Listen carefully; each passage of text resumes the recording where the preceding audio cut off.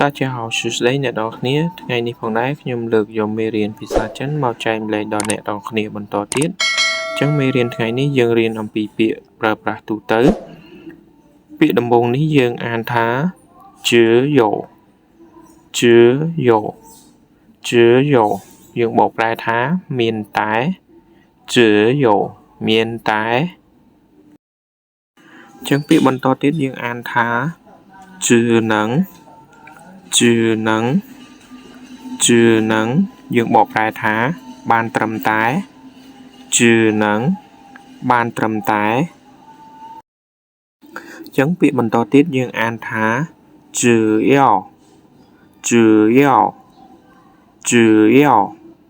យើងបកប្រែថាឲ្យតែ只要ឲ្យតែអញ្ចឹងពាក្យបន្តទៀតយើងអានថា只想យើងបកប្រែថាគិតតែឬក៏គ្រាន់តែ只想គិតតែគ្រាន់តែអញ្ចឹងពាក្យបន្តទៀតយើងអានថា只是យើងបកប្រែថាគ្រាន់តែ只是គ្រាន់តែអញ្ចឹងពាក្យបន្តទៀតយើងអានថា假如យើងបកប្រែថាបើសិនជា假如បើសិនជាពាក្យបន្តទៀតយើងអានថា除非យើងបកប្រែថាលុះត្រាតែ除非លុះត្រាតែពាក្យបន្តទៀតយើងអានថា除了យើងបកប្រែថាក្រៅពី除了ក្រៅពីពាក្យបន្តទៀតយើងអានថា